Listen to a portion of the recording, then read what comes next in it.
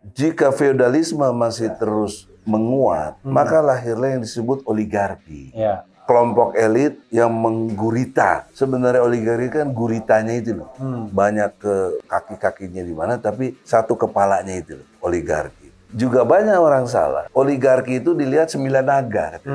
Saya nggak lihat itu. Oligarki yang sesungguhnya itu Amerika. Dan Cina dan Rusia. Itu punya masing-masing turunan-turunan ke bawahnya. Maka saya akan melahir ke situ. Iya. Nah, seandainya 0% tidak bisa dan tetap berkukuh dengan 20% Dan hanya 3 calon itu. dan hanya 3 calon itu, maka resonansinya tetap saya dalam pilihan-pilihan saya tetap pilih Anies. Oke. Jelas keberpihakan saya.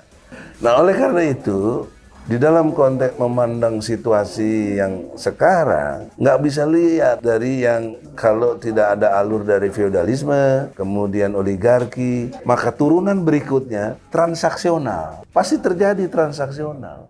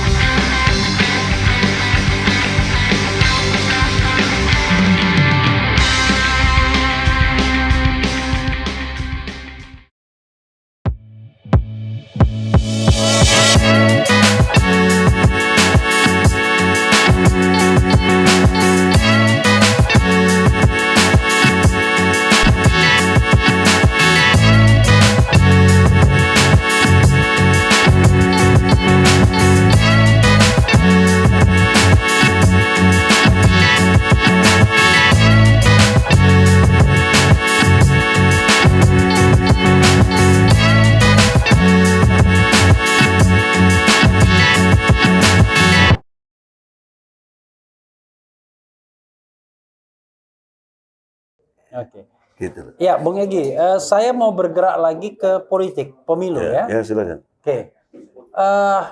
Sekarang kan ada euforia. Ya. Sebenarnya bukan euforia, saya menganalisis ya dalam berbagai kesempatan bahwa akan terjadi pertarungan antara oligarki yang barangkali calonnya dibiayai oleh mereka, kemudian di-endorse juga oleh istana, dan sangat mungkin menggunakan state apparatus, ya kan, bisa menggunakan state financial resources, bisa menggunakan state facilities dengan calon yang barangkali didukung oleh gelombang massa, gelombang rakyat.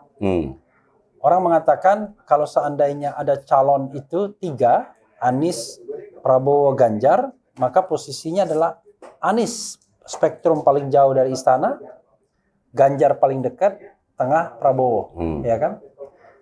Seandainya 20% itu tetap eksis, bagaimana analisis Anda? Karena mengingat pemilu itu curang dan kurang itu rasanya masih akan terjadi. Tapi prospek untuk menghadirkan pemimpin yang jujur, yang amanah, yang kita kehendaki itu dengan 3 calon itu seperti apa? Atau Anda sudah hopeless? Silakan. Ya. Dengan skenario akan ada 3 calon itu ya? Iya. Saya nyatakan tidak hopeless. Karena Islam mengajarkan optimisme. Betul-betul walaupun kamu sendiri, kalau kamu ikhlas, kamu optimis.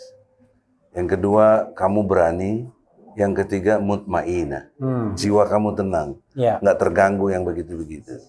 Nah, dalam perspektif keikhlasan inilah kita berjuang.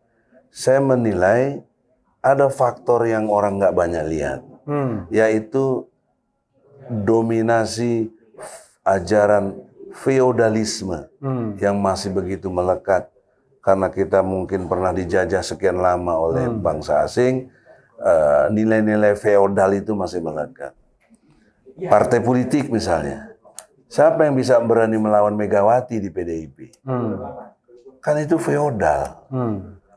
Demokrat, siapa yang berani melawan SBY?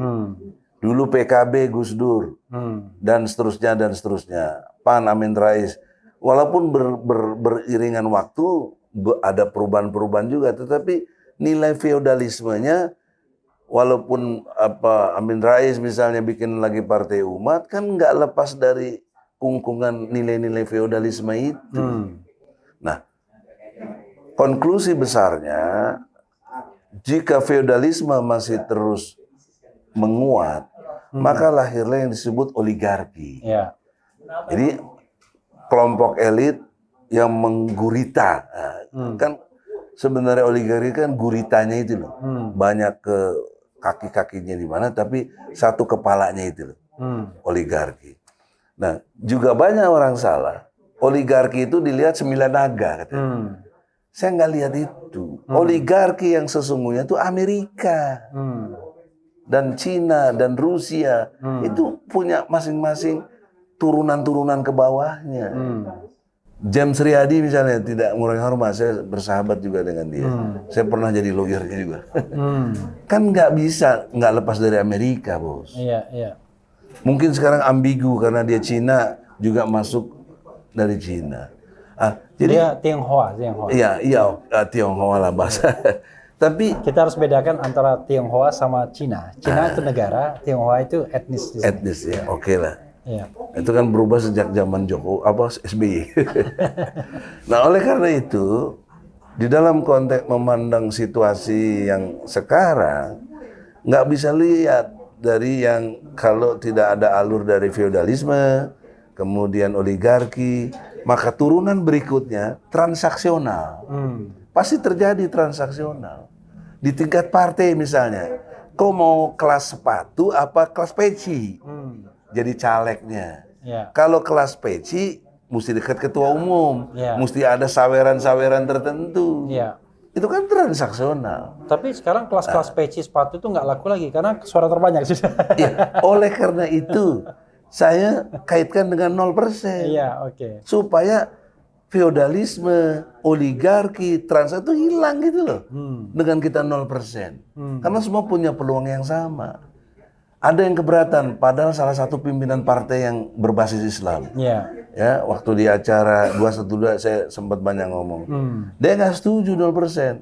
Kenapa? Karena Ahok nanti bisa caleg, bisa capres. Saya pasti bertahan. Sekalipun Ahok punya hak kalau dengan 0%, nggak bakal mungkin menang. Karena udah punya traumatik sendiri dan Umang Dan sudah kita punya. tidak boleh juga tiba-tiba membuat aturan itu untuk melarang orang. Iya dong. Atau memberikan kesempatan pada orang lain. Itu saya berdebat Nggak betul, boleh. tapi nggak Itu perlu saya saya- sebut namanya. Ya. Oke, tapi itu belum dijawab. Seandainya 0% itu tidak tercapai. Oh iya. Maka saya akan melahir ke situ. Iya. Nah, seandainya 0% tidak bisa dan tetap berkukuh dengan 20%. Dan hanya 3 calon itu. Dan hanya 3 calon itu, maka resonansinya tetap saya dalam pilihan-pilihan, saya tetap pilih Anies. Oke. Jelas keberpihakan saya. Karena apapun saya nggak suka sama Anies dari segi kebijakan tadi, dia masih bisa bersahabat. Dia masih adik kita. Dia masih kalau konteks skop HMI kita. Dia nggak boleh kita lebih milih yang lain gitu loh. Nah, cuma saya ingatkan Anies juga, jangan kita udah berpihak kepada dia merasa jumawa udah di atas angin, terus apapun suara kita nggak dianggap gitu loh. Oke. Itu aja, Bos. Jadi kita nggak minta apa-apa, apalagi transaksi, kagak lah. Oke. Kita ideologi, Oke. berbasis ideologi yaitu Islam. Oke.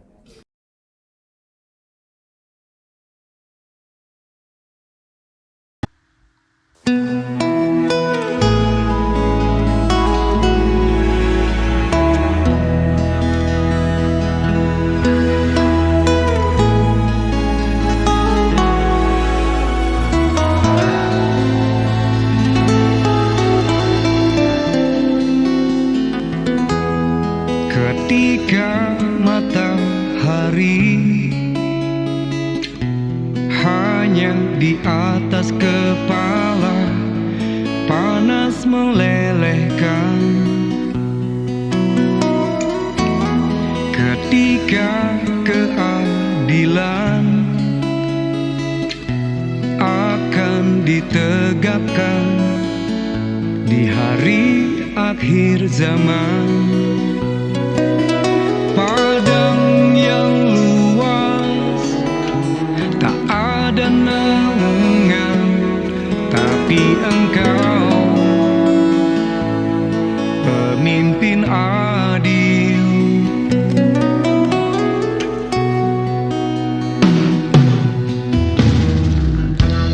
Setiap manusia adalah khalifah di muka bumi ini. Engkau khalifah, dari khalifah kau dinaungi, kau dirahmati. Tapi Engkau khalifah, dari khalifah kau dinaungi, kau diselamatkan. Oh, dari hari pembalasan Engkau bisa bawa mata air kebaikan bagi manusia.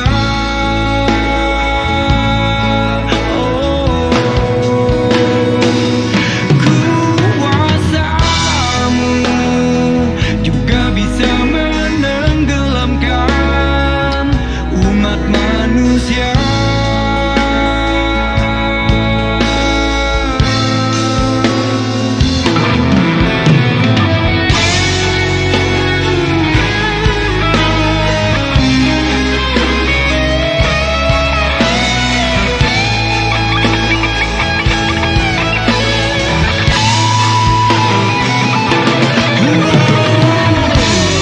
Tak ada bahteramu, tak ada penyelamat, maka adillah kau pemimpin.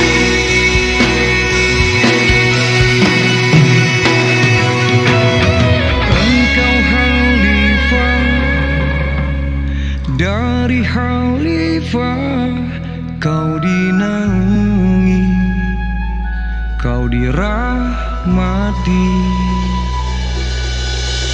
Tapi Engkau khalifah, dari khalifah kau dinaungi, kau diselamatkan.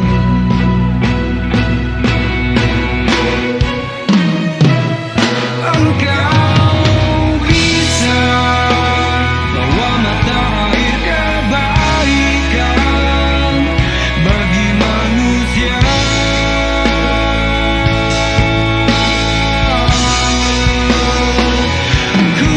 Kuasamu juga bisa menenggelamkan umat manusia.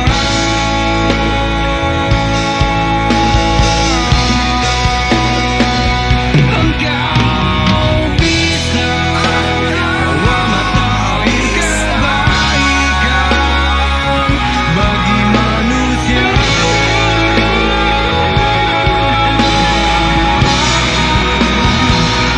Kuasamu juga bisa menenggelamkan umat manusia.